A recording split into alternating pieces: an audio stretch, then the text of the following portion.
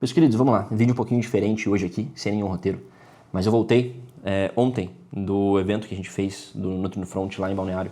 Peguei 12 horas de estrada na volta e vim pensando sobre algumas coisas, refletindo sobre algumas perguntas que eu recebo sempre ali nos destraves, nos encontros, nos grupos do Front, no geral. E talvez a principal coisa que todo mundo me pergunta, ou principalmente aqueles nutres que estão mais no início de carreira, é: cara, tô com um paciente assim, assim, assado, eu já fiz isso, já fiz aquilo, já mudei a dieta, já fiz tal coisa, já orientei ele dessa maneira aqui, e ele não segue o que eu faço. Não importa qual a minha conduta, eu não consigo fazer essa pessoa ter adesão.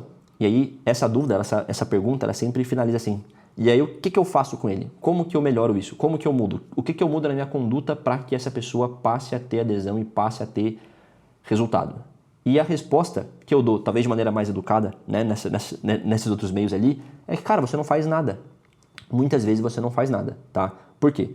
Existe um termo que se chama hierarquia de valores ou hierarquia de prioridades, que cada um vai ter o seu. Então, como a gente tá no meio da nutrição, tá muito imerso nisso, conhece muito Nutri, segue muito Nutri no Instagram, vê conteúdo disso, vê vídeo do YouTube falando sobre nutrição, sobre carreira de nutricionistas, a alimentação e nutrição é um assunto, é uma coisa que ocupa um lugar de muita prioridade na nossa vida. É um valor que está muito alto na nossa hierarquia.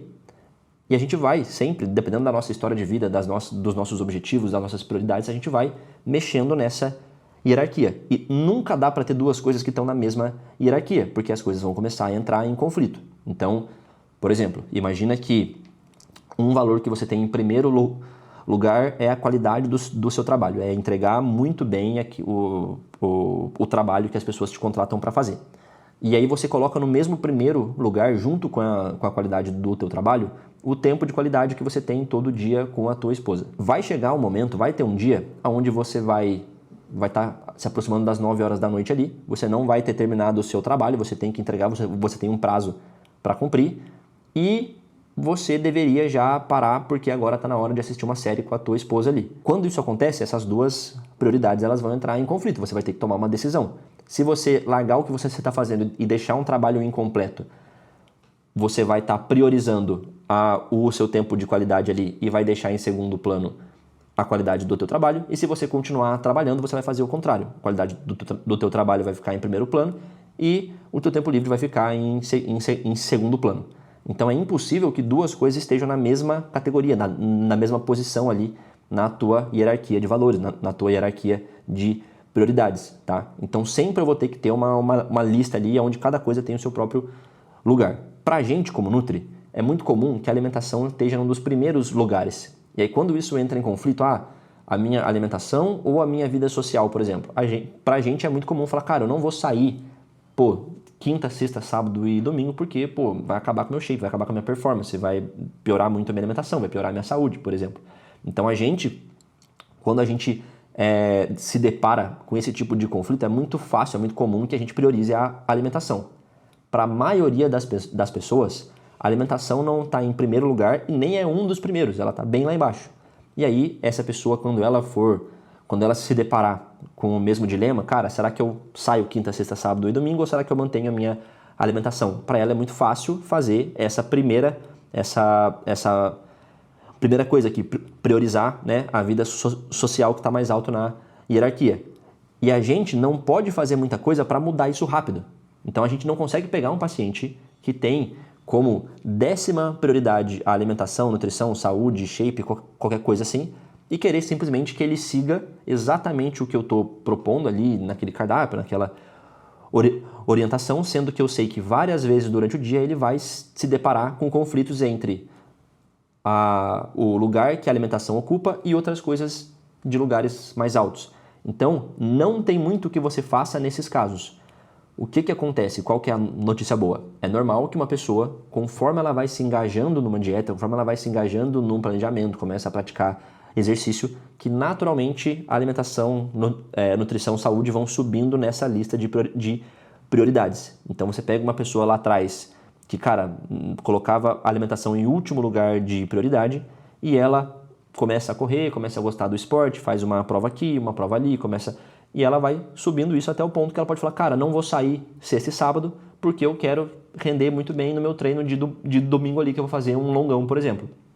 Então isso vai, com o tempo, conforme a pessoa continua com você naquele acompanhamento, ela vai tornando isso prioridade. Mas não tem muita coisa que um agente externo possa fazer para forçar com que ela suba a alimentação nessa lista ali, nessa hierarquia. Então, muitas vezes, quando você fala assim, Lucas, já tentei isso, aquilo, o que eu faço? Cara, primeiro, você vai ter uma conversa de adulto para adulto, tá? A gente não pode cometer o erro de tratar pacientes adultos como se fossem pacientes infantis. Então, eu vou ter uma conversa muito séria com ele, no sentido de, olha, com isso que você me entrega hoje, com esse seu grau de adesão, a gente consegue ter o objetivo X. Se você quiser ter o objetivo 2X, você vai ter que abrir mão disso, disso e disso aqui. A gente pode seguir no caminho do meio, pode seguir no caminho mais agressivo, mas eu preciso que você entenda que você é o responsável pela porcentagem da tua adesão que você vai ter na orientação que eu tô te dando aqui.